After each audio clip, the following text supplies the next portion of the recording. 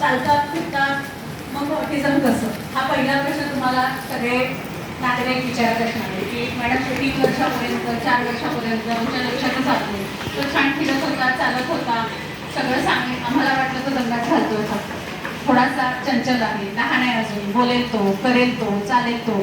तर एक अशा पद्धतीचा एक समज जो आहे आपल्या समाजामध्ये भरपूर आहे. तर तो थोडासा आपल्याला त्या चाकोरीतनं बाहेर येऊन आपल्याला मुलांकडे आता सध्या बघायचं.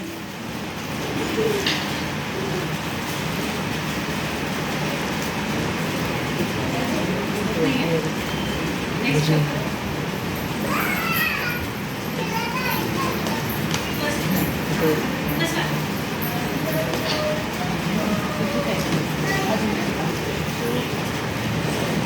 आता हे दोन चित्र तुम्हाला दिसायला लागले. चित्राचं निरीक्षण साधारणतः काय दिसतं? असे चित्र ऍक्च्युली त्या फोटोग्राफरला एक्झॅक्टली काय सांगायचंय तेच आपल्याला त्यात कळत नाही. त्याला ढगं दाखवायचे, त्याला बाई दाखवायची, त्याला रिफ्लेक्शन दाखवायचे, त्याला त्या पक्ष्याचं रिफ्लेक्शन दाखवायचंय. एक्झॅक्टली त्या फोटोग्राफरला कुठे फोकस करायचंय हे त्या पिक्चर मध्ये कुठे क्लिअर आहे का? नाही. ऍब्सोल्युटली केऑस आहे, हेजी क्लाउडिंग झालेलं आहे. तसंच आपला ऑटिझम थॉट्स बद्दल सुद्धा आपल्याला क्लिअरिंग करणं गरजेचं आहे. नेक्स्ट.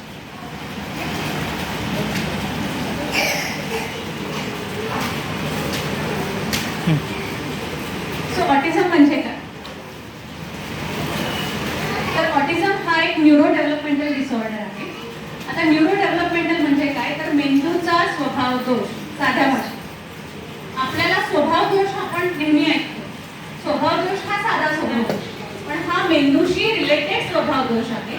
त्याच्यामुळे याच्याकडे आपल्याला थोडंसं स्पेशल लक्ष देणं गरजेचं आहे. साधा स्वभाव वळवायला सोपा पडतो, पण हा मेंदूच्या रिलेटेड जो स्वभाव दोष आहे याला वळवायला आपल्याला बरेच कष्ट करायला लागतात, बराच वेळ लागतो. तुम्ही नेक्स्ट टाइम करा. आता याच्यामध्ये मोस्टली कुठल्या फॅक्टर्स अफेक्टेड असतात? पहिला तर सोशल, म्हणजे त्यांचं सोशल कम्युनिकेशन. आता जर मी तुमच्याशी बोलते, हॅलो सर म्हटलं, तर तुम्ही माझ्याकडे बघणार, हॅलो म्हणणार, ग्रीट करणार, काहीतरी रिॲक्शन देणार. छोटं बाळ असेल तर हसणार, रडणार, पळून जाणार, भोकाड पसरणार, किरकिरणार, काहीतरी नंतर रिॲक्शन देणार. पण आता जर मी ऑटिस्टिक मुलांना जर म्हणायला गेले तर ते मला कुठलीच रिॲक्शन देणार. Okay. Second is the repetitive behaviour आणि रिस्ट्रिक्टिव्ह बिहेवियर. तर त्यांचे पॅटर्न्स एक झालेले असतात. मी असंच करणार, मी असंच करणार, मी असंच करणार. त्यानंतर रिपिटेशन, सगळं मी रिपीट करणार. जसं पाणी दे, पाणी दे, पाणी दे, आई कुठे गेली, आई कुठे गेली, आई कुठे गेली. तुम्ही एक प्रश्न विचारा, ते सेम करत बसतात. और त्या वस्तूंसोबत तासन तास खेळत बसतात. एखादी वस्तू दिली की त्या वस्तूसोबत ते तासन तास खेळू शकतात. आणि जेव्हा असं होतं की कुठल्याही एखाद्या गोष्टीकडे पहिले तर बेसिक लक्षात घ्यायला पाहिजे की what is the span, concentration span किती आहे मुलांचा. तर मुलांचा कॉन्सन्ट्रेशन स्पॅन हा एज वाईज असतो. साधारणतः 10 वर्षाच्या मुलाचा स्पॅन हा खचून 15 ते 20 मिनिटं असतो. 18 मिनिटं दिले सेट केले. ओके. 18 मिनिटाचा स्पॅन असताना आपण त्या मुलांकडनं अपेक्षा आता वर्गात करतो ती वेगळीच आहे. पण आता जर हे छोटी मुलं जर ती 15-20 मिनिटं, अर्धा तास एकाच खेळण्यासोबत खेळत असेल, त्यातच रमत असेल, तर हे अलार्मिंग आहे कुठेतरी. तर हा प्रश्न फार महत्त्वाचा. जर लहान 2-3 वर्षाचा मुलगा असेल तर त्याचा खचून स्पॅन 3 ते 5 मिनिट आहे. कॉन्सन्ट्रेशन स्पॅन, अटेन्शन स्पॅन झाला आपण म्हणतो. तर एज वाईज तुम्ही ही रेंज लक्षात ठेवणं गरजेचं आहे की साधारणतः अटेन्शन स्पॅन जो आहे तो 5 मिनिटं ते 20 मिनिटापर्यंत असतो. त्यामुळे कुठलीही थेरपी, कुठलंही सेशन, कुठल्याही गोष्टी किंवा इवन नॉर्मल मुलगा जेव्हा वर्गात बसतो 20 ते 25 मिनिटाच्या वरती तो कॉन्सन्ट्रेट करू शकत नाही. हे बेसिक आहे, आपण सुद्धा करू शकतो. 15 मिनिटांनंतर तुम्ही तुमची माइंड स्टेट बघाल, तुम्ही कुठेतरी खरकटून आलेला असणार आहे वैचारिकरित्या. ओके. सो ऑटिझम स्पेक्ट्रम, जसं मगाशी आता देशमुख मॅडम म्हणाला की हा स्पेक्ट्रम आहे, मोठा अम्ब्रेला. आता ह्याच्यामध्ये आधी काय काय होतं तर ऑटिझम आपण जे म्हणतोय ते, त्याचबरोबर ॲस्पर्जर्स. आता सगळ्यांना माहिती आहे ॲस्पर्जर्स म्हणजे माय नेम इज खान. तर तो जो आहे की जो हायली टॅलेंटेड माणूस आहे, पण he can not communicate with the society, he can not behave appropriately in the society. So that is Asperger's. Childhood degenerative disorder, Rett's and progressive developmental disorder, हे सगळे आता आपण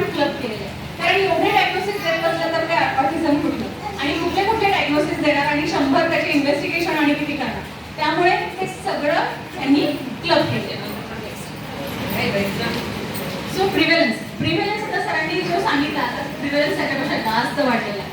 सो 1 in 36 मुलांमागील एक हे autism आहे. म्हणजे वर्गातला एक बाळ तरी ऑटिस्टिक असतो. आता 30 मुलांचा 35 मुलांचा वर्ग असतो. आधी 60 मुलांचे 70 मुलांचे वर्ग असायचे. आता मराठी शाळेमध्ये पण बऱ्यापैकी 40 मुलांच्या वरती वर्ग नसतो. तर 40 मुलांमध्ये एक तरी बाळ तुम्हाला ऑटिस्टिक दिसेल. मग ते ऑटिझम माइल्ड असेल, त्याला नुसती थोडीशी ट्रेट असेल, म्हणजे लक्षणं असतील, काही मॉडरेट असू शकतात, काही सिव्हिअर असू शकतात. ओके, तर हा वर्गातला एक मुलगा हा ऑटिस्टिक असू शकतो हे आता आपण अंदाज बांधून घ्यायला पाहिजे. म्हणजे तुम्ही जेव्हा स्कूल चेकिंगला जाता तेव्हा आपल्याला यातला एकतरी बाळ आपल्याला लक्षणाचा असू शकतो, कदाचित नसेल पण ती जी प्रोबॅबिलिटी आहे ती नकारू नका. तुम्ही डायग्नोज करायचा प्रयत्न करा, असेस करा, रेफर करा इकडे, आपण टेस्टिंग करून घेऊया, त्याच्यानंतर आहे की नाही नंतर करू. आणि बरेचदा आपण काय म्हणतो की एक उत्तर आपण स्वतःला देत असतो, एवढं काही वाटत नाही, जरा वाटतंय, थोडं बाकीच्या गोष्टी चांगल्या करतोय, जर तर काही नसतं. खरं उत्तर द्या, करतोय की नाही. कधी कधी करतोय, थोडं करतोय, नंतर करतो, आईसमोर करतो, बाबांसमोर करतो. ही जी उत्तरं जी असतात ही उत्तरं आपल्याला नकोय. आपल्याला करतोय की नाही करत या प्रश्नांची उत्तरं आपण घ्यायची, म्हणजे आपल्याला प्रवास सोपा जातो, डायग्नोसिस करणं सोपं जातं. आता स्टडीज इंडियामध्ये फार काही झालेल्या नाही, खूप कमी लिमिटेड स्टडीज आहेत, ते मी थोडं नमूद केलेलं आहे. Next, so causes of autism. आता कॉजेसवर ना खूप मोठा डिपेंड असतो, कारण कसं आहे, आपल्याला साधा ताप जरी आला तरी तो ताप कशाचा आहे, तो ताप जो आहे तो टायफॉइडचा आहे, डेंग्यूचा आहे, मलेरियाचा आहे. पहिला प्रश्न आपल्याला नातेवाईक विचारतात. आपण असंच काही ताप ट्रीट करू शकतो का? किंवा नुसतं सिम्पटम जरी म्हटलं की ताप आहे, रोज आपण 5 दिवस पॅरासिटामॉल दिलं, 6व्या दिवशी सुद्धा अजून ताप येतोच आहे, नातेवाईक वैतागला, अजून ताप कमी झाला नाही, तुम्ही काय ट्रीट करताय. त्याच्यामुळे डायग्नोसिस करणं जेवढं गरजेचं आहे तेवढंच ट्रीटमेंट सुद्धा ॲप्रोप्रिएट करणं गरजेचं असतं. आता हा जो आहे कॉजेस, ह्याला कॉज असा स्पेसिफिक नाही, बरीच अननोन इटिओलॉजी आहे. आणि नातेवाईकांच्या या अभ्यासामुळे की हा कशामुळे झालाय हे मला माहिती करून घ्यायचं, आणि तिथे कुठेतरी आपले लाखो रुपये खर्च होते. बेसिकली हे जेनेटिक व्हेरिएशन आहे. जेनेटिक म्युटेशन या मुलांमध्ये डी नोव्हो म्युटेशन आपण म्हणतो की यांच्यामध्येच आता म्युटेशन झाले. ते अनुवांशिकतेने काही गोष्टी आहेत, अनुवांशिकतेने काही सिंड्रोम्स जे आहेत ते तुमच्या बाळांमध्ये येऊ शकतात, पण बाकी डी नोव्हो म्युटेशन म्हणजे नवीनच सगळं चेंजेस झालेले आहे, आणि तो एक मेन कारण आहे. आता बऱ्याच मिसअंडरस्टँडिंग आहे की टीव्हीमुळे ऑटिझम होतो, टीव्ही जास्त बघतो, स्क्रीन जास्त बघतो, मोबाईल जास्त बघतो. तर नाही, ऑलरेडी त्या बाळामध्ये जीन आहे, आणि त्याच्यामध्ये तुम्ही तेव्हा त्याला हे सगळ्या गोष्टी देता तर त्याची तीव्रता वाढते, आजाराची तीव्रता वाढते, आजार त्याच्यामुळे होत नाही. त्यामुळे तुम्ही सुद्धा हे माइंडसेट आहे हा काढून टाका की टीव्ही मोबाईल बघितल्याने ऑटिझम होतो. टीव्ही मोबाईल बघितल्याने ऑटिझम होत नाही, तीव्रता मात्र नक्की वाढते जर ते त्याला जेनेटिक प्रीडिस्पोजिशन असेल तर. काही पॅरेंटल फॅक्टर्स आहेत, काही एन्व्हायरमेंटल फॅक्टर्स आहेत, तर हे सगळे फॅक्टर्स जे आहेत ते कंट्रीब्युटरी असतात थोड्याफार प्रमाणामध्ये ऑटिझम कॉज करण्यासाठी. आता आपल्याला ऑटिझमच्या कडे जाण्याच्या आधी तुम्ही आता सगळे RBSK लेवलला काम करता, तुम्ही स्कूल अंगणवाडी चेकअप करता, स्कूल चेकअप्स करता, तुमच्याकडे बराच मोठा एरिया, म्हणजे लहान मुलं हे मॅक्सिमम तुम्हीच खातायचा. तर याच्यामध्ये आपल्याला पहिलं अर्ली चाइल्डहूड डेव्हलपमेंट समजून घेणं गरजेचं आहे, कारण आपण का करतो हे माहिती पाहिजे. ते जर माहिती असेल तर आपल्याला पुढे जाणं जरा सोपं होतं. पुढे नक्कीच आहे. तर याच्यामध्ये काय, तर time of formation of base हा जो पिरियड असतो लहान मुलांचा, त्याच्यामध्ये ते शिकत असतात, सगळं शिकत असतात. Learning, education, productivity, social emotional functioning, health and diseases, हे सगळ्या गोष्टी हे याचं फाउंडेशन आहे अर्ली चाइल्डहुड. म्हणजे अर्ली चाइल्डहुड म्हणजे कुठलं, तर फर्स्ट 1000 डेज. आपण लक्ष 1000 हा प्रोग्राम साजरा करतो. लक्ष 1000 म्हणजे काय, तर कन्सेप्शन, ज्या दिवशी बाई प्रेग्नंट राहिली त्या दिवसापासून तर 2 वर्षापर्यंत जे आहे ते 1000 डेज आपण बसतो. आणि या 1000 डेज मधला जो काही पिरियड असतो, जे काही बाळाची डेव्हलपमेंट असते, पोटाच्या आत आणि पोटाच्या बाहेर ही फार महत्वाची असते. हा पिरियड आपल्यासाठी फार महत्वाचा असतो. तसंच या पिरियडमध्ये जर एन्व्हायरमेंटल इम्पॅक्ट, पॅरेंटिंग क्वालिटी आणि जर नर्चरिंग केअर नीट झाली नसेल तर बाळांना पुढे कुठल्या ना कुठल्या पद्धतीचा त्रास उद्भवू शकतो. अतिसमच नाही तर दुसरे डेव्हलपमेंटल डिसऑर्डर सुद्धा आपल्याला नोटीस होतात. नेक्स्ट. तर याच्या आधी आपण एक छोटंसं हे रॉकेट ट्रेनरचं आपण मॉडेल समजून घेऊया. ही आपली सिस्टीम आहे, तुमची माझी सगळ्यांची ही सिस्टीम. एक बाळ जन्माला आले, सेंटरमध्ये तुम्ही बघताय, त्याच्या अवतीभोवती पहिलं काय असतं तर त्याची इमिडिएट फॅमिली, आई बाबा, आजी आजोबा, जे काही घरातले मेंबर्स आहेत. त्याच्यानंतर आपले थोडा मोठा झाला की त्याची शाळा, प्ले ग्रुप आणि आजूबाजूचे शेजार पाजार. हा जो असतो हा बाळाचा इनर सर्कल. तिथनं पुढे बाळ आणि मोठं होतं, आउटर सर्कलमध्ये जातं. एक्सटेंडेड फॅमिली, आत्या, काका, मामा हे सगळे असतात. आधी आपण सुट्ट्यांना किती 10 दिवस जायचो. आजकाल कोण जातोय सुट्ट्याला 10 दिवस? मुलांना घेऊन सगळा गोता एकत्र व्हायचा. आता ते कन्सेप्ट गेलेलं आहे. मुलं त्यातनंच शिकत होती सगळं. सोशल कम्युनिकेशन स्किल्स, मांडवली करणे, हे सगळं आपण लहान मुलांमध्येच एकमेकांसोबत शिकलेलो आहे. आता ते मुलांचं सगळं हरवलेलं आहे, बालपणच हरवलं, भातुकली कुठेतरी गेलेली आहे. तर आता हे एक्सटेंडेड फॅमिली, त्यानंतर आपले फ्रेंड्स, म्हणजे त्यांचे फ्रेंड्स तयार झालेले असतात स्कूलमध्ये, नेबर्समध्ये, आणि ही सगळी आपली सोशल सिस्टीम असते. आणि तिथनं पुढे जे आहे, जे आपण ज्याला लॉज म्हणतो, व्हॅल्यूज म्हणतो, तर आपली जे काही रूल करतात आपल्याला, तर ही सगळी एकदम एक्सटर्नल सर्कल आहे. तर आपलं ह्युमन डेव्हलपमेंट साधारणतः याच याच्यावर. त्यामुळे पहिला जो सर्कल आहे, बाळ जन्माला आल्यानंतर जो इनर सर्कल आहे, so that matters in first 2 years of life. Okay, so that is very important. Next. काय इम्पॉर्टंट आहे तर ही छोटीशी स्लाइड आहे. तुम्ही पहिलं जे बार बघताय त्याच्यामध्ये ना काही फक्त काळे ठिपके आणि थोड्या रेषा आहेत. तर ते काय आहे तर ते आपले न्यूरॉन्स आहेत आणि रेषा ज्या आहेत त्या सायनॅप्टिक फॉर्मेशन. त्यानंतर तुम्ही 9व्या महिन्याला बघा ते जाळं किती छान झालं, म्हणजे वायरिंग आपण ब्रेनची म्हणूया सोप्या शब्दात.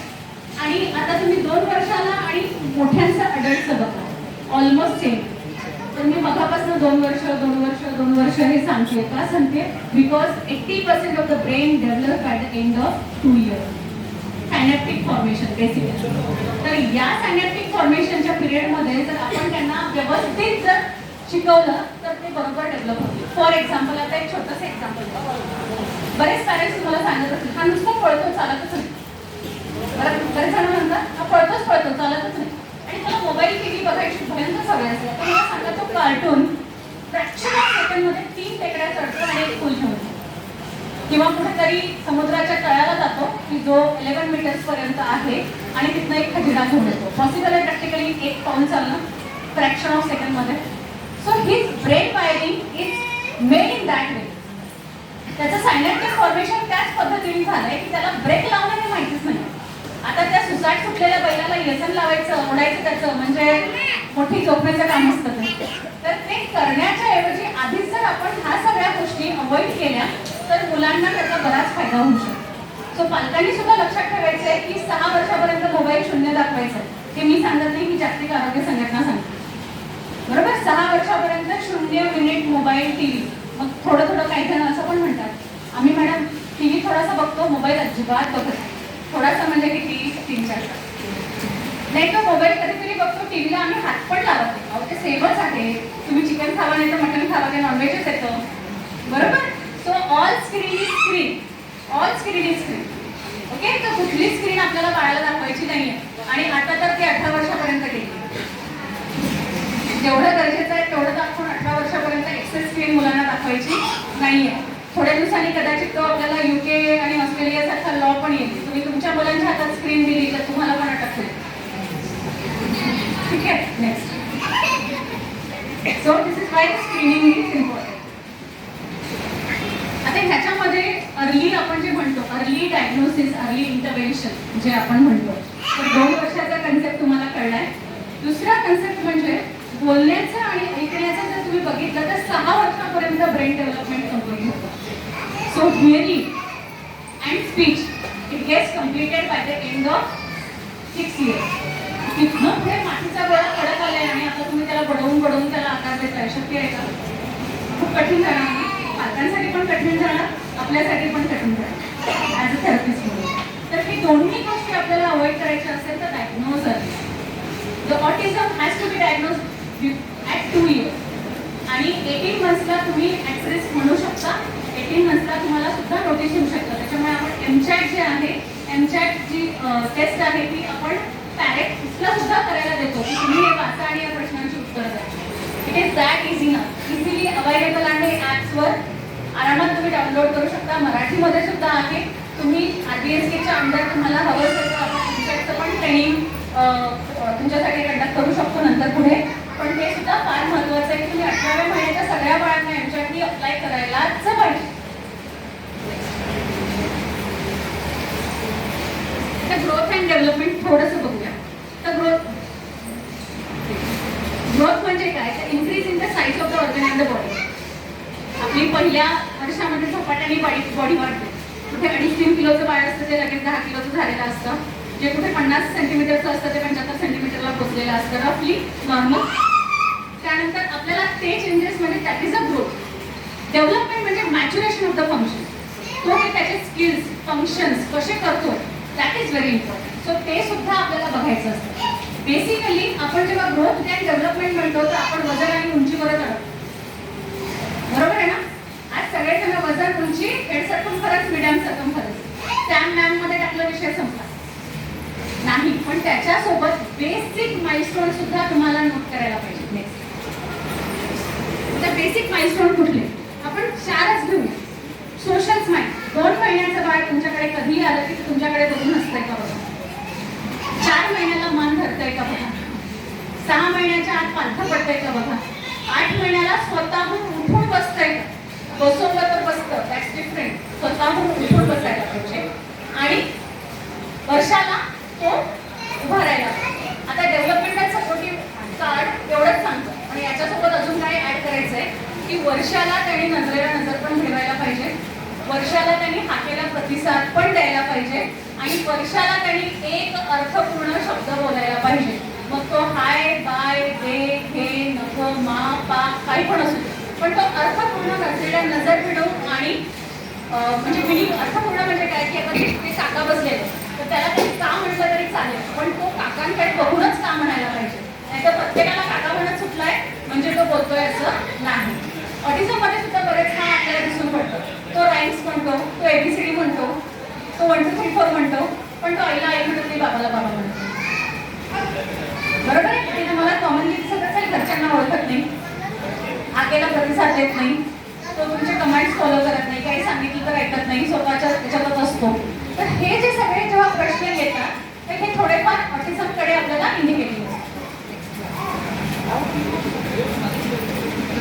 याच्यामध्ये एक शब्द लिहिलाय मी, child should see, hear and listen.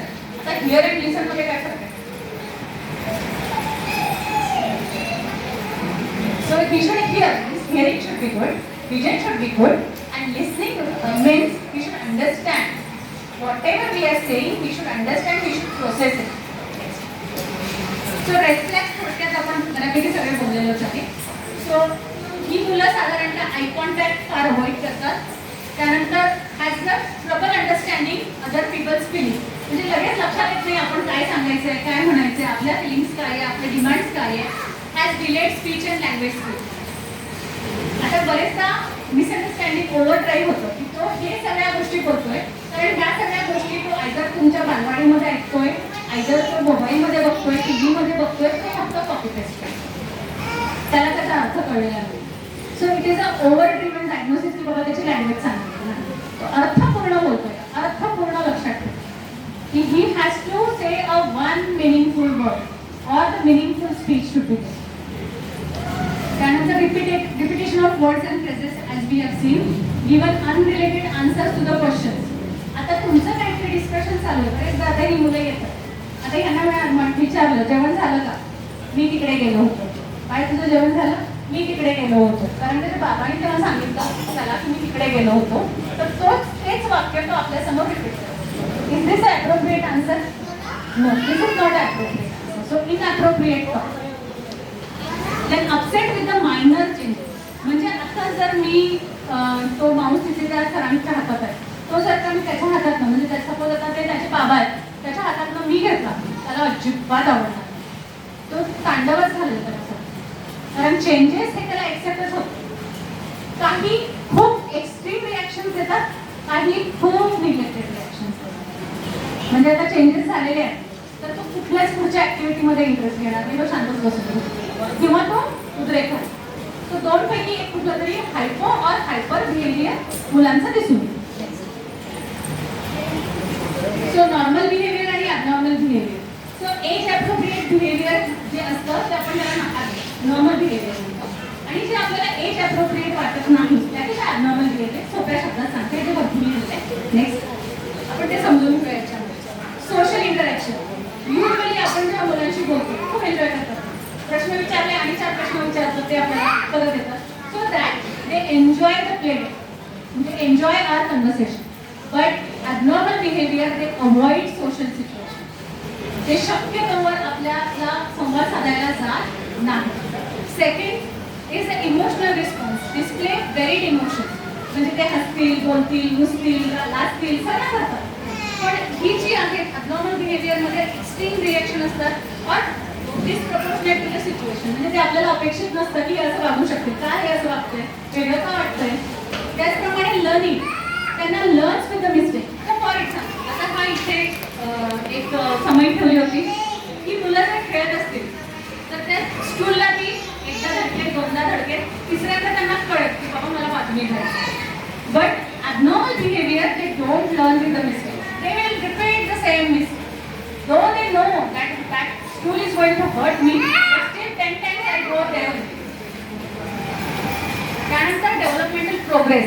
Milestone tension ते नॉर्मली वर्षाला चालायला लागतात, 2 वर्षाला स्टोरी सांगायला लागतात, 3 वर्षाला धुमाकूळ घालतात, टेरिबल 3 टेरिबल 2 मध्ये जातात. म्हणजे आपल्याला आईवडिलांना घाम सोडतात ती नॉर्मल. पण ॲबनॉर्मल म्हणजे there is a significant risk for delay in the milestone. So these delays आणि skills acquisition, म्हणजे आता आपण नॉर्मल मुलांनी ह्याला जर म्हटलं मी जा पाणी घेऊन ये, जा चावी ठेवून ये, आईला काहीतरी मागून ये, तर मला कांदा आणून दे, बटाटा आणून दे, आपण काही पण घरातलं काम सांगितलं पटकन फॉलो करतात. If this abnormal behavior, they don't even listen. They don't even understand what command you have given. So आता आपल्याकडे बाळ आला, आपण थोडी मजा करूया का. आपल्याकडे बाळ आलं, आपण सगळ्या चेकलिस्ट आपल्याकडे तेवढ्या लावू. ठीक आहे. नेक्स्ट आपण त्यांची मॅनेजमेंट पण प्लॅन केली. इथे आहे आपल्याकडे सगळं आहे. आपण काउन्सिलिंग केलं, बिहेवियरल थेरपी केली, कॉग्निटिव्ह बिहेवियरल केलं, BA पण केलं, फॅमिली थेरपी दिली, रिलॅक्सेशन थेरपी दिली, सगळं केलं. Okay. Next, is this enough for your kids with autism or any developmental disorder? No. This is not just because therapy मध्ये आज तुम्ही पॅरेंट्स आहात तिथे, थेरपीमध्ये बाळ आमच्यासोबत तास आपण तासभराच्या वरती देऊ शकू का कोणाला? थोडा कुणाचा स्टँडर्ड 23 तास हे बाळ तुमच्यासोबत आहे. त्याच्यामुळे जेवढी जबाबदारी सल्ला देण्याची आणि काम करून घेण्याची आमची असते थेरपिस्ट, तेवढीच तुमची सुद्धा असते, कारण बाळ 23 तास हे तुमच्यासोबत. त्याच्यामुळे ही एक पाठी नाही आहे, दोन्ही पाठी. आम्ही एकदा तुम्हाला लिहिणं शिकवू, तुम्हाला दुसऱ्या बाजूला 10 वेळा लिहायचं घ्यायचं, तर पुनरावृत्ती पुनरावृत्ती पुनरावृत्ती, तर तुमच्या अंगवळणी बसेल. आज तुला करता तू स्वयंपाक करतेस, माझी चपाती कदाचित बोल येणार नाही, तुझीच येणार नाही, कारण तू रोज करतो, मी कधीतरी करते, नीट बेस्ट करते. बरोबर. तर तू सांग मला, तू 5 ग्राम मीठ, 10 ग्राम मीठ मोठून घालतेस भाजीला, त्याला सवय झाली, अंगवळणी बसले. त्यांना ते अंगवळणी बसतपर्यंत आपल्याला शिकवायचं. हा कन्सेप्ट आधी लक्षात घेणं गरजेचं आहे. कारण काय होतं की थोडं आलं की आपल्याला वाटतं आता तो करायला लागलाय, आता तो बोलायला लागलाय, आता ते हे जमतंय त्याला, मग आपण थांबतो, थोडं रिलॅक्स होतो, नाही करायला वाटतं. असं नाही. तुम्ही जेवढं ऑटिस्टिक मुलांसोबत चालाल तेवढं ते पुढे जाते. तुम्ही थांबलात ते थांबते, तुम्ही जास्त थांबलात ते परत नाही. So symptoms are vaccine valley. तुम्ही चांगला केला छान दिसणार, तुम्ही थांबला ते खाली मग ते छान करणार. पण हे किती वर्षापर्यंत? 6 ते 7 वर्षापर्यंत. तिथनं जर का एकदा ब्रेन डेव्हलपमेंट कम्प्लीट झाली मग तुमचे सगळे हे सगळे काही कामाचे राहणार. त्याच्यामुळे मुलांना आत्तापासून तुम्ही शिस्त लावायला, शिस्त म्हणजे मारून हाणून आपली शिस्त बनवतो, रुटीन बसवायचं. रुटीन बसवलं ते बरोबर ॲडजस्ट करते आणि थोडे रुटीनमध्ये चेंजेस पण ठेवायचे, कारण जर चेंजेस एकदम केले तर त्यांना ते सहन होतं. आणि कुठलीही गोष्ट करताना आधी त्यांना सांगायचं आपण का करतोय, कुठे चाललोय. गर्दीत घाबरतात, का गर्दीत घाबरतात, तुम्ही आधी प्रायर त्यांना इन्फॉर्मेशन द्या ना, आपण जाणार आहे इथे, आता तुमच्याकडे मोबाईल आहे ते दाखवा त्यांना की असं असं असू शकतं, किंवा एखादी पिक्चर काढून दाखवा की हे असं असू शकतं. तर आपण त्याला घाबरायचं नाहीये, तो खेळणारच छान. आधी जर त्याला आपण प्रायोरिटाईज केलं, आपण त्याला प्रायमिंग केलं, तर त्यांना जी तीव्रता आहे तेवढी प्रेझेंट करणार आहे ती थोडी कमी. आणि हळूहळू मग त्यांच्या लक्षात येईल की आईने सांगितलंय असं असणार आहे आधी एक्सेप्ट. नेक्स्ट तुला साधारणतः बिहेवियर तुम्ही असं बघताय सगळ्यांचंच घरात असणार. आधी रडायचं, सुरू करायचं, त्याच्यानंतर थोडंसं जिद्द, टँट्रम, लोळायचं, जमिनीवर लोळायचं, डोकं आपण घ्यायचं, वस्तू फेकायच्या. हे साधारणतः नॉर्मल बिहेवियर आहे सगळ्या मुलांचे, बरोबर आहे असं ते. पण हे स्टेजेस ऑफ बिहेवियर. पहिलं बाळ 5 मिनिटं रडून 1 मिनिटं रडून बघतो, अरे रडलं आणि मला आजीने दिलं. मग बाळ अजून 2 मिनिटं रडतं, आणि मला आजीने आईने पण दिलं. मग ते 10 मिनिटं रडतो, अरे नाही मी एवढं रडल्यानंतर मला मिळतंच आहे. आणि एवढंही पण नाही मिळालं, चला आज काहीतरी फेकून बघते, किंवा अजून जोरात पिंचाळून बघते, ओरडून बघते. ते लर्न पॅटर्न. हे सगळे नॉर्मल मुलं पण करतात, आपली मुलं पण हेच करतात, एवढं काही करत नाही. त्यामुळे हे जे बिहेवियर आहे याला कंट्रोल करणं आपल्याला जमायला पाहिजे. ओके, आता मी थोडेसे ना बालपणापासून घेतलेल्या आहेत सगळ्या गोष्टी, तर आपण ते थोडंसं बिहेवियर एक करतो. प्ले प्ले होईल पहिला. त्या मुलाचा चेहरा बघा, अतिशय इरिटेबल आहे, तो रडायला लागलाय, बिचारायला एवढं टोचलंय, एवढ्या नाण्या टाकल्यात त्याला, ते रडणारच, त्याला त्रास होणार, त्याला पेन होतोय. तर हे समजून घेऊन त्याला काय होतंय हे जाणून घेण्याची गरज आपल्याला आहे, नाही तर नुसतंच औषध देत बसायचं नाही. नेक्स्ट हे काय करतात, खुश आहे, गडी एकदम जोरात आहे.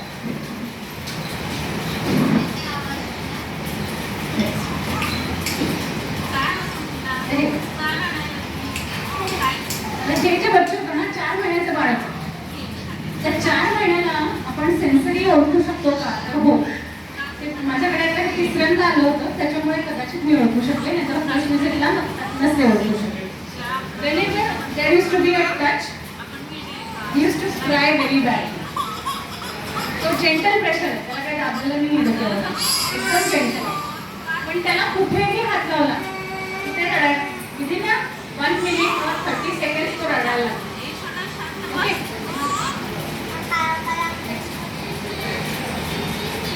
मधलं जे बाळ आहे ते नॉर्मल आहे, त्या निवांत खेळत होतं. हे जे आहे ते सेन्सरी बिहेवियर, म्हणजे मला स्पर्श. आता सेन्सरी म्हणजे काय, तर आपले 5 ज्ञानेंद्रिय असतात. आपण डोळ्याने बघतो, कानाने ऐकतो, आपल्याला स्पर्श ज्ञान, चव आणि वास. चव आणि वास मुलांचा लहानपणी डेव्हलप झालेला नसतो, फक्त आईचं दूध असतं. मग काय होतं, तर मग होतं आपला स्पर्श, ऐकणे आणि बघणे. तर गर्दीला बघितल्यावर उत्तेजित होतात, आवाज ऐकल्यावर उत्तेजित होतात, त्याची ऐकल्यावर उत्तेजित होतात. तर ही जी यांची सेन्सरी डेव्हलपमेंट आहे, यांचे ज्ञानेंद्रिय नीट डेव्हलप झालेले नसतात, त्यामुळे ऑटिझममध्ये एवढा प्रॉब्लेम येतो.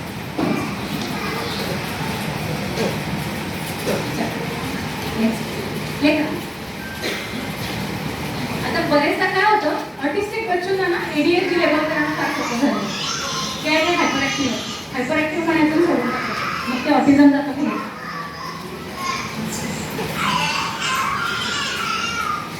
ते मी तुम्हाला बिहेवियर आता सांगत होते, ते ऍक्च्युअली तुम्ही बघताय. This child was screened on gold standard test, absolutely normal, no autism, but he was having the ADHD. Corners आपण त्याच्यावर अप्लाय केला, त्याच्यामुळे त्याला ADHD. नेक्स्ट, कारण त्याला त्या रूममधनं बाहेर निघायचं होतं. मला त्या रूममधनं बाहेर, कारण मला आत राहायचं नाहीये, मला इंजेक्शन दिलं तर. आपण ओपीडीला आलाय, त्याला कसलीच भीती नाही आहे की आपण दुसऱ्यांच्या ओपीडीमध्ये आलो, दुसऱ्या ठिकाणी आलोय, नवीन ठिकाणी आलोय. आपण एज ॲप्रोप्रिएटली वागायला पाहिजे, नीट सिच्युएशन वाईज, सोशल सिच्युएशन सांभाळून बसायला पाहिजे. So you just moving inside. So this is the actual, but look at the eye contact. Both of them they are giving the eye contact. छान eye contact देत होते, instruction follow करत होते. आता ही पूर्ण व्हिडिओ मी घेऊ शकले नाही, त्याच्यामध्ये ते आपल्या आईवडिलांशी बोलत होते आणि ते अर्थपूर्ण बोलत होते. नुसतं हे ॲपरेटिव्ह बिहेवियर नाही, त्याच्यासोबत आपल्याला बाकीचं पण असेसमेंट बघायला लागतं. नेक्स्ट,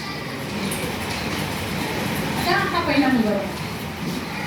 त्याला मी काही प्रश्न विचारते, त्याला काहीतरी मागते, मला तुझं शर्ट दे, मला तुझं टॉय दे, मला तुझं, ते लाजून म्हणून व्हायच्या मांडीत असते. आणि see he smiling, not he smile ते कळतं की मी देणार नाही आहे तुला यातलं काही, तू मागू नकोस मला. आय कॉन्टॅक्ट छान देतोय. दुसरं वाढलं, दुसरं त्याच्यामध्ये ती कंटिन्यू तिथे वाकून रडतीये. शी इज अ रिअल ड्रामा. तिला सगळं कळत होतं, मी शांत बसली की ती अशी बघत होती, परत रडायला सुरुवात. तिला रूमच्या बाहेर जायचं होतं, तिला यायचं नव्हतं. तशी ती आपल्या आईकडे बघते, परत खाली बघते की मला घे, मला काहीतरी कर तू. नेक्स्ट नेक्स्ट ती फक्त रडते आणि आईकडे बघते, मला घे म्हणून. तर अगेन एक क्युरियस आहे, त्याला सगळी क्युरियोसिटी आहे, मी हे करू दे ते बघू दे, कारण ते 2.5 वर्षाचंच बाळ.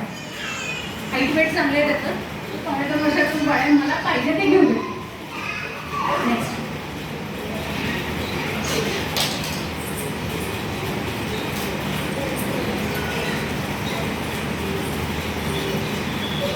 So as I said, how we learn the new things. पण ज्ञानेंद्रियांबद्दल बोललो होतो, व्हिज्युअल, ऑडिटरी अँड टॅक्ट, म्हणजे बघणे, ऐकणे आणि स्पर्श. तर ह्या 3 गोष्टी ऑटिझममध्ये खूप खूप खूप खूप महत्त्वाच्या आहेत. सेन्सरी इंटिग्रेशन जे म्हणतात ते याच्यावरच काम असतं. सेन्सरी इंटिग्रेशन म्हणजे काही वेगळं रॉकेट सायन्स नाही आहे हे. नेक्स्ट, आता हा मुलगा बघा, प्ले करा, पहिले प्ले करा मग.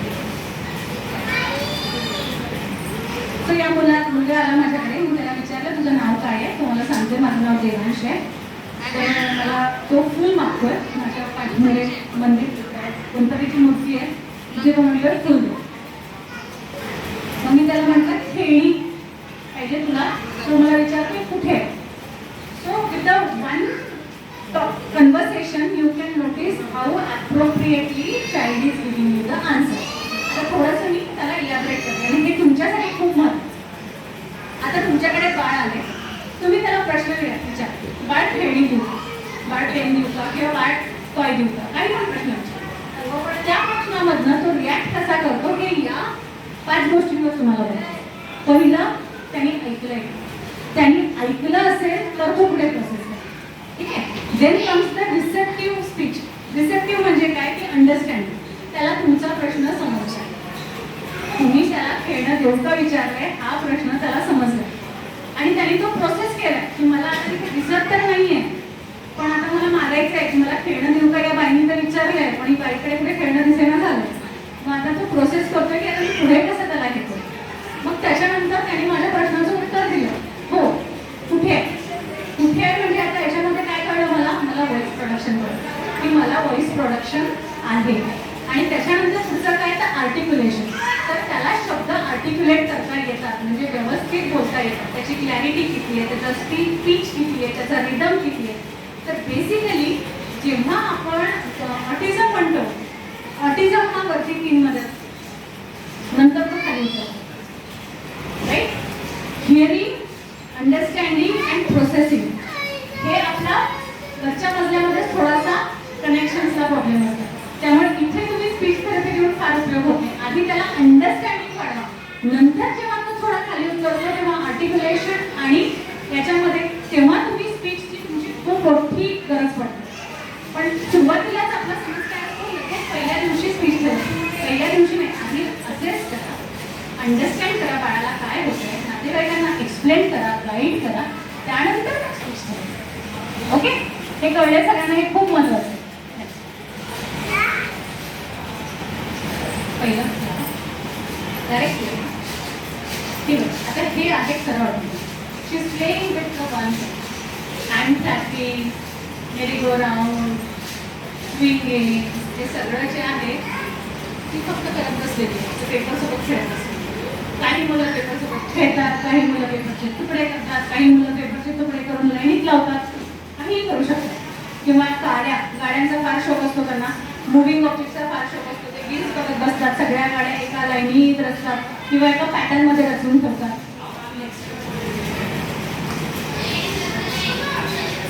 आता मी त्याला आवाज देते त्याच्या नावाने, अजिबातही बघत नाही, तो फक्त इकडनं तिकडे फिरतो.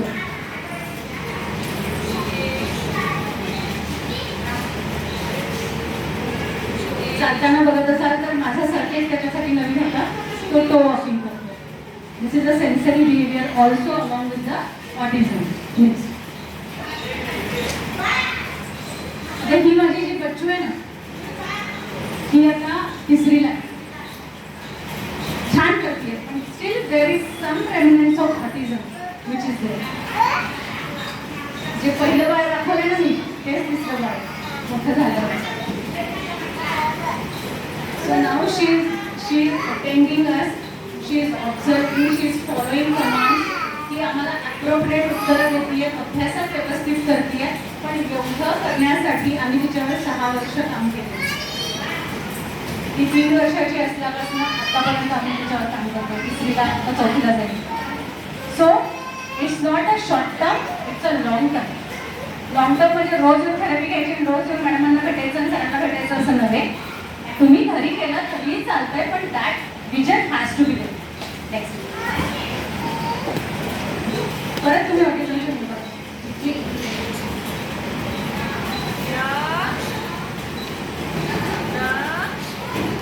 मी त्याला दक्ष म्हणून आवाज देते. काय सांगू नये.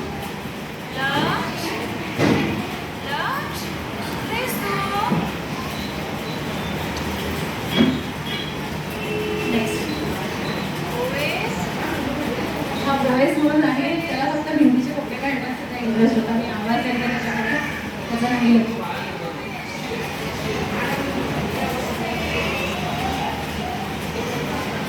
तुम्ही जोपर्यंत हे बघत नाही तोपर्यंत तुम्हाला नॉर्मल आणि ॲबनॉर्मल बिहेवियर होण्याचं कळणार.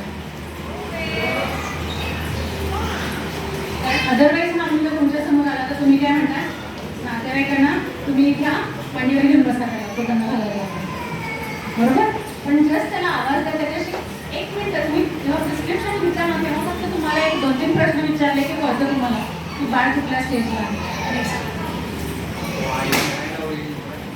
Just sitting. काही मुलं क्लमझी असतात, फिजिकली पण त्यांना मोटर डेव्हलपमेंट डिले असतं त्यांचं. सो बिहेवियर, आता आपण जे बिहेवियर बघत होतो थोडंसं. नेक्स्ट, त्याच्यामध्ये ऑटिझममध्ये काय करतात की ते सोशल बिहेवियर मिसरीड करतात. आता हे गर्दीत बसले, त्यांना ते सहन होते, ते उद्रेक घालतात किंवा कोपऱ्यात बसतात.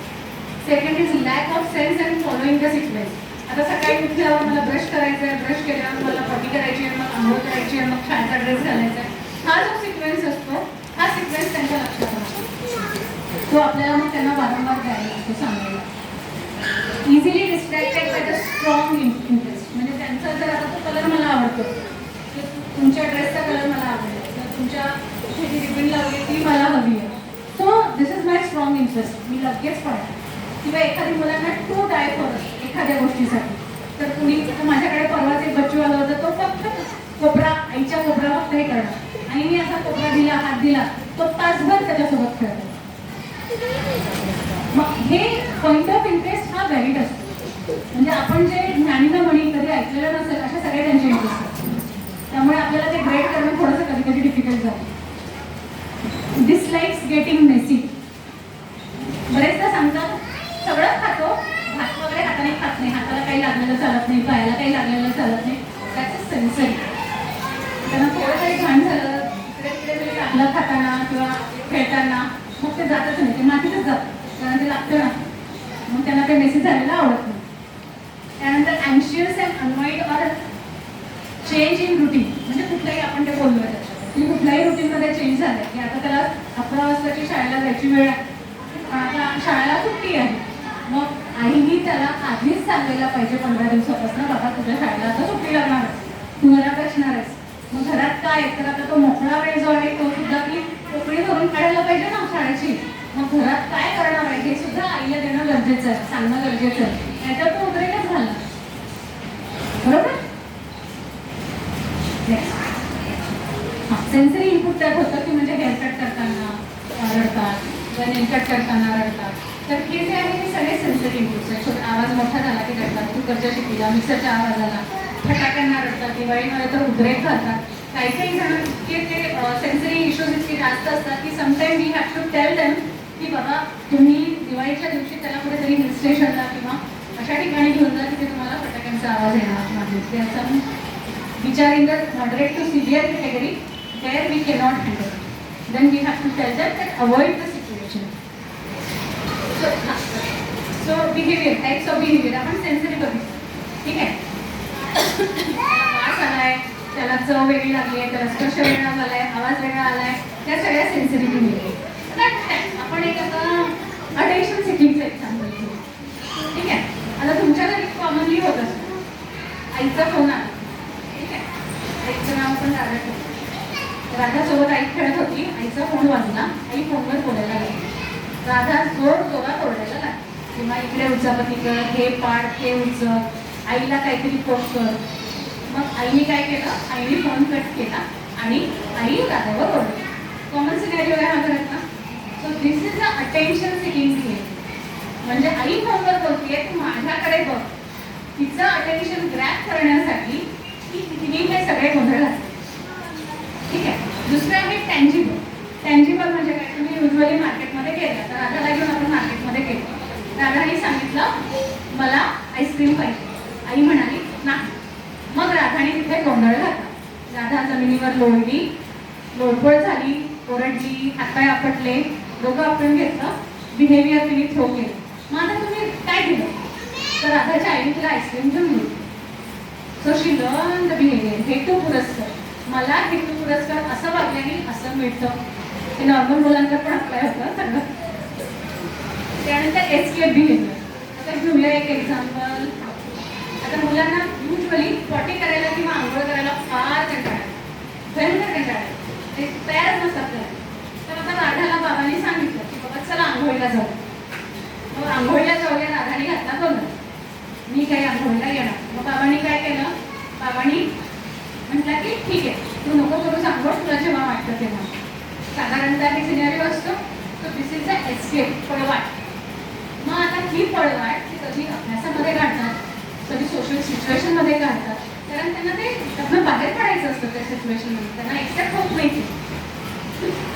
नॉर्मल मुलं थोडा दंग करतील आणि शांत येतील, पण हे जे ऑटिस्टिक मुलं आहे ते दंगा करतील आणि ते शांत येणं शक्यच होत नाही. ते मग फ्रस्ट्रेट होतात त्या सिच्युएशनमध्ये, कारण त्या बिचाऱ्यांना जमतच नाही आहे करायचं. बरोबर. So this is a escape use. आणि सेल्फ स्टिम्युलेटिंग बिहेवियर. आता मगाशी तुम्ही पेपर हलवत मुलगी बघितली. So this is a self stimulating behaviour. Your rocking, काहीतरी असं असं करत बसायचं, काहीतरी मटर करत बसायचं, किंवा काहीतरी बोलत बसायचं.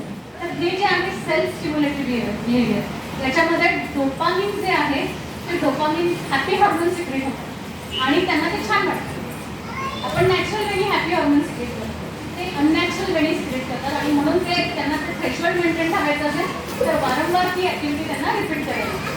The same with the mobile. आपण एक रील बघितली की आपल्याला छान वाटतं, मग आपण दुसरी बघतो, मग आपण तिसरी बघतो, आणि कसा आपला 20-25 मिनिटं त्या मोबाईलवर गेलेला असतो कळत नाही.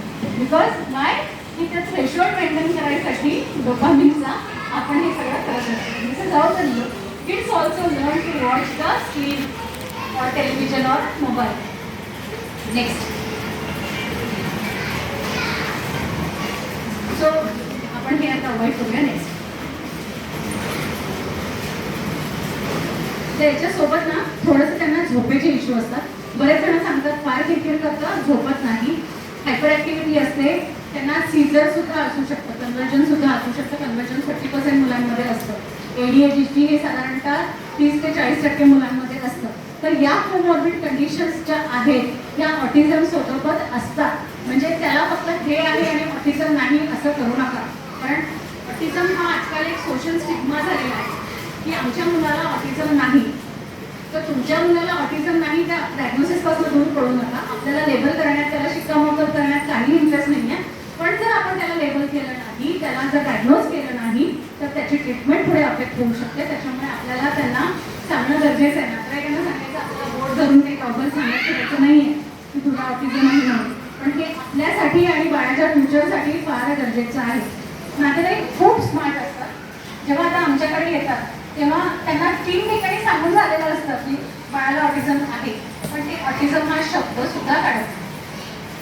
बाळ 4 वर्षाचं 5 वर्षाचं देन वी गेट सरप्राईज की तुम्ही एवढ्या ठिकाणी दाखवलंय, तुम्ही पुण्यात दाखवलंय, मुंबईत दाखवलंय, नक्कीच हे ऑटिझम आहे हे आम्हालाही कळतं की तुम्ही समोरची व्यक्ती आम्हाला आमचाच वायवा घेतात आहे असं होतं ते.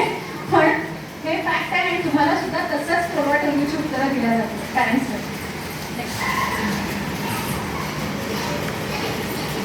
स्क्रीनिंग टूल्स आपल्याकडे जे आहेत ते वापरा. हे स्टँडर्डने दिलेले आहेत. आपल्याकडे एमचॅट इझिली अवेलेबल आहे, इसा इझिली अवेलेबल आहे आणि इन्फ्लेन इझिली अवेलेबल आहे. इथे होतं DSA सेंटरमध्ये. आपण तेवढंच करूया. हे बाकीचे आपण फक्त ठेवलेले आहेत. DSM-5 क्रायटेरिया तुम्ही सगळे करू शकता. Anybody can do a DSM-5 criteria, anybody can do a MCHAT. फक्त इसा आणि इन्फ्लेनला तुम्हाला स्पेशल ट्रेनिंग लागते, तर ते इथे होतं. नेक्स्ट गैरसमज. आता आपल्याला काय गैरसमज असतो, ऑटिझमची सगळी पोरं सारखी आहे. आता मी यालाही ट्रीटमेंट दिली तर त्याला पण ती ट्रीटमेंट लागू पडायला पाहिजे, तर असं नाही. It is always genetic, not always genetic. There are certain other reasons also. Unknown etiology is also there. Vaccination. आता जवळजवळ आपण 20 ते 25,000 मुलांवर स्टडी केली आहे. वॅक्सिनेशनमुळे ऑटिझम होत नाही. पुअर पॅरेंटिंगमुळे सुद्धा ऑटिझम होत नाही. Non loving mother, usually mother non loving नसते, पण आता काही एक्झाम्पल्स आलेले आहेत. परवा आईनेच बाळाचा कळा हे केलेला, त्यामुळे थोडंसं क्वेश्चन मार्क्स टाकायला पाहिजे त्याच्यावर. They are intellectually disable. Not all kids are intellectually disable, some are intellectually very good.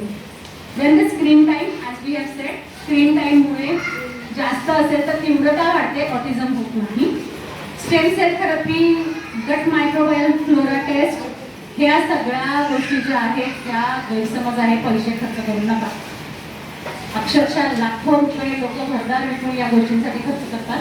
ती करायची गरज नाही. सुप्रीम कोर्टाने स्टेम सेल थेरपीला बॅन केलेला आहे ऑटिझमसाठी. ओके. मेक हिम बिझी म्हणजे काय, तर पोरगं सकाळी 9 वाजता घरातनं बाहेर जातं, तिथनं शाळा करतं, तिथनं स्पेशल एज्युकेशन करतं, मग तिथनं थेरपीला जातं, मग स्पीच थेरपीला जातं, त्याच्यानंतर ऑक्युपेशनल थेरपीला जातं, जिमला जातं आणि रात्री 8 वाजता घरी येतं. हे सिनेरिओ आहे. We are daily dealing with such kind of people. So don't make them busy with others, make them busy with you. तुमच्या भोवती बाळ फिरायला पाहिजे, थेरपिस्टच्या भोवती किंवा टीचर्सच्या भोवती किंवा आणि कुठेतरी बाळ बागेत फिरायला. बागेत मुलांसोबत ही कॅन, पण त्याला पण लिमिट आहे. बाय दिवसभर घराच्या बाहेर राहायला, पण दिवसभर घराच्या बाहेर राहिलं तर किती फर्स्ट होतं. ओके. इंटरव्हेन्शन्स. सो हर ताला आलं, हर ताले की चावी आलं. प्रत्येक ऑटिझम हे डिफरंट आहे आणि प्रत्येक ऑटिझमला ट्रीट करण्याची पद्धती सुद्धा ही डिफरंट आहे. त्या बच्चूंच्या याच्यानुसार त्यांचा इंडिव्हिज्युअलाइज एज्युकेशन प्लॅन तयार झालेला असतो. सेम आपण इकडचा तिकडे शिक्का देऊ शकत नाही. खूप प्रकारच्या थेरपीज आहेत. त्यातल्या कुठल्या आपल्या बाळाला लागणार आहे तेवढ्याच आपण वापरणं. सगळ्याच थेरपी प्रत्येक बाळाला द्यायची गरज नसते. स्टेप वाईज जातो आपण. पहिले आपण त्याला ऑटिझम इंटरव्हेन्शन थेरपी, फिजिओथेरपी आणि ऑक्युपेशनल थेरपी संलग्न देतो. त्यानंतर रेमेडियल आणि स्पीच थेरपी, थोडी खाली गेली आहे माझी speech therapy, sorry. So play therapy, speech therapy, special education हे थोडं फारच नंतर येतं, थोडं बाळ मोठं झाल्यावर. सेन्सरी इंटिग्रेशन OT-मध्ये बऱ्यापैकी कव्हर केलेलं असतं ऑक्युपेशनल थेरपीमध्ये.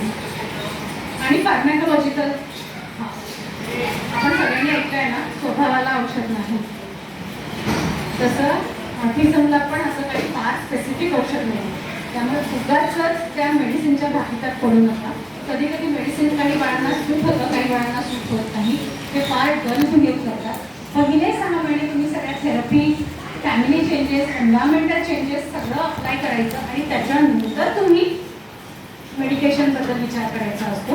आपल्याकडे पहिल्याच खेपेला ढिगभर औषधं लिहून दिल्या जातात. That is not recommended. Next. So मी काय करते, तर मी पहिले फॅमिलीवर सांगते. मला ते घरातलं सगळं माहिती असतं. घरात एन्व्हायरमेंट तयार करणं, प्रत्येक फॅमिली मेंबरला इन्व्हॉल्व करून घेणं, 50% बाळाची इम्प्रूव्हमेंट तिथे. Then comes the autism intervention, physiotherapy, occupational therapy, speech therapy.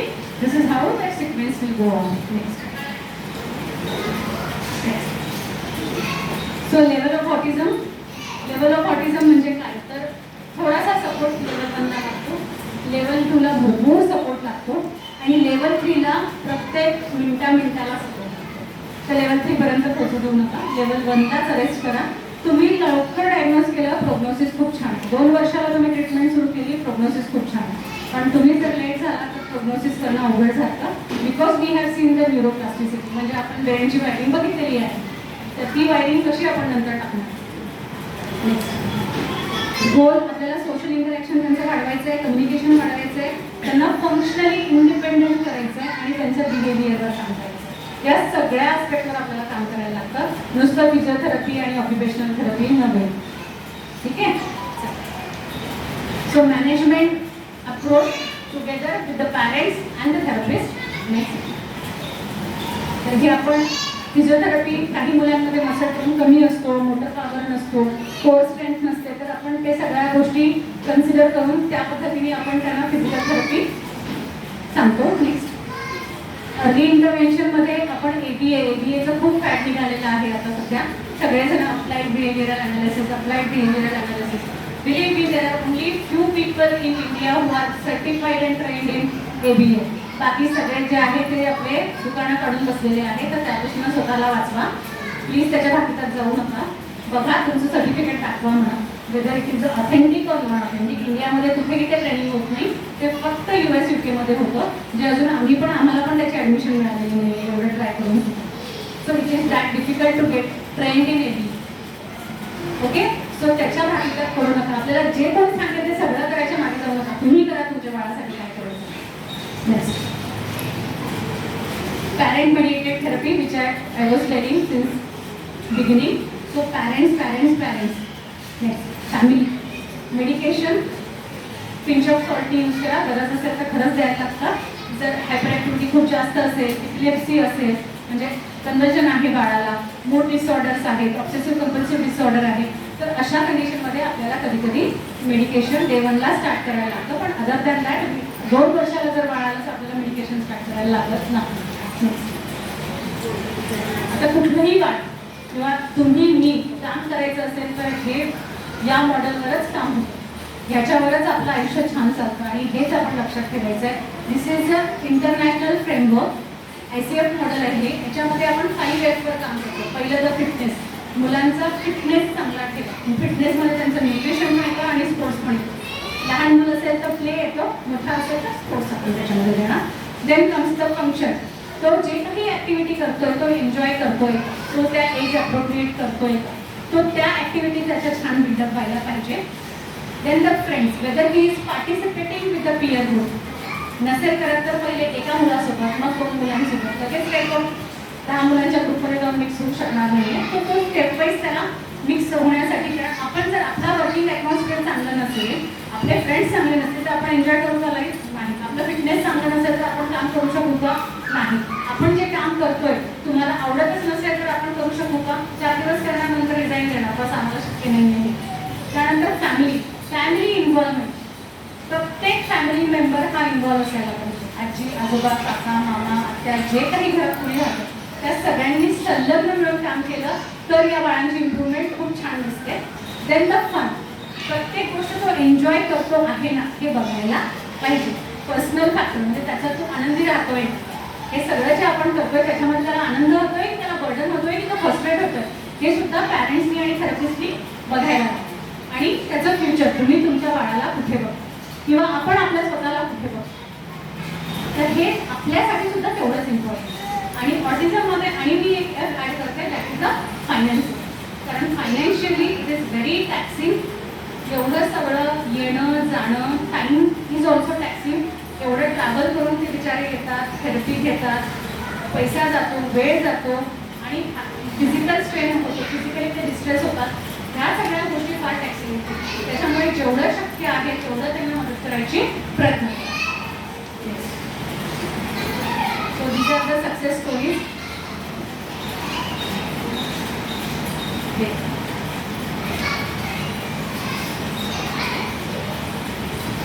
तो खूप छान पद्धतीने कलर कोडिंग करतोय आणि कलर कोडिंग करून तो सगळं लावतोय.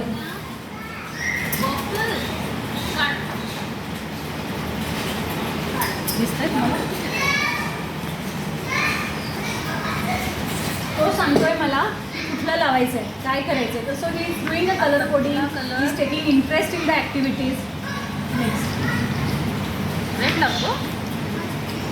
नेक्स्ट कुठला रंग आहे तो? आता तिची आई गाते. तिने तिच्या आईने याच्यावर लावलेलं नाही आहे, मोबाईलवर गाणं लावलेलं नाही आहे.